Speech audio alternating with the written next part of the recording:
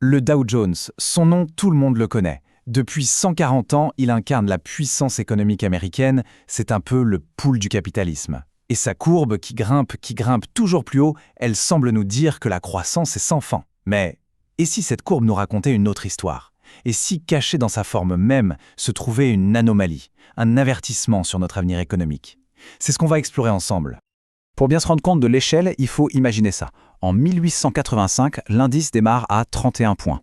À peine. Aujourd'hui, il a été multiplié par plus de 1500, frôlant les 49 000. C'est juste colossal, une performance quasi inimaginable. Et c'est là que ça devient vraiment intéressant.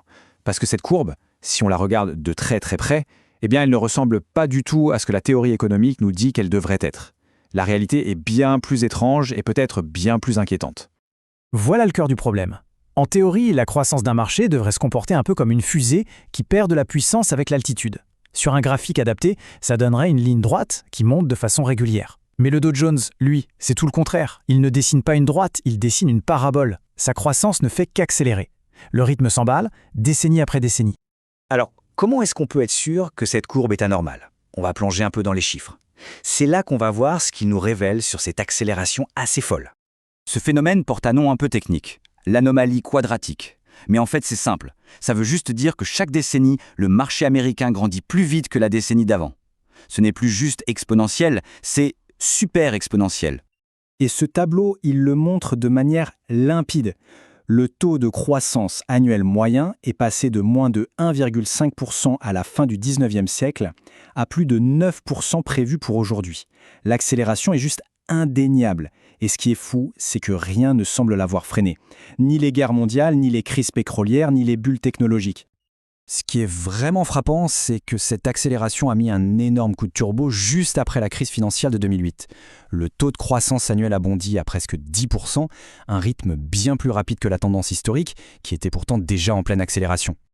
Alors, la raison principale de cette envolée récente, elle tient en deux lettres, QE, pour Quantitative Easing. En gros, c'est une sorte de planche à billets 2.0. Plus de 8 000 milliards de dollars ont été créés par la Réserve fédérale américaine et cet argent, au lieu d'aller dans l'économie de tous les jours, a surtout inondé les marchés financiers, faisant littéralement exploser la valeur des actions.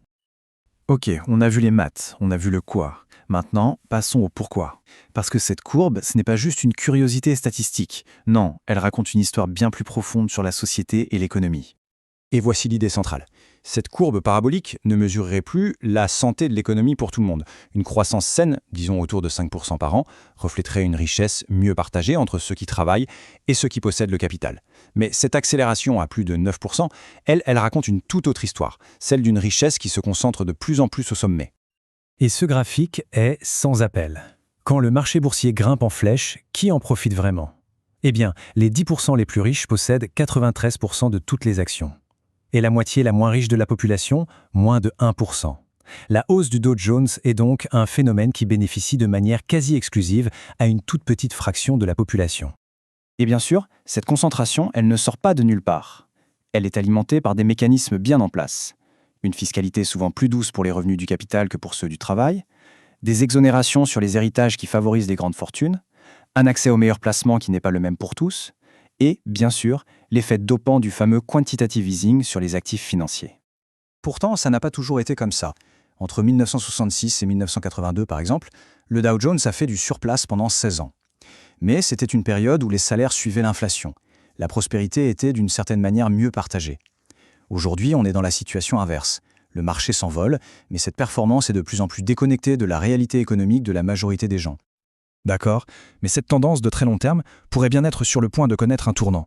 Et ce qui est intéressant, c'est que là, maintenant, en 2026, plusieurs signaux assez critiques semblent tous converger et clignoter en rouge en même temps. Il y a 3 facteurs bien distincts les uns des autres qui pointent tous dans la même direction. D'abord, un pic technique sur les graphiques.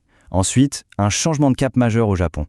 Et enfin, une grande incertitude à la tête de la Banque centrale américaine, la Fed. Alors, le signal japonais est peut-être le plus important. C'est l'histoire du carry trade. Pendant des années, des investisseurs ont emprunté des milliards de yens à des taux proches de zéro pour les investir à Wall Street où les rendements étaient bien meilleurs. Ça a énormément soutenu les marchés américains. Le problème, c'est que maintenant, le Japon commence à remonter ses taux. Et ce flux d'argent massif risque de s'inverser brutalement.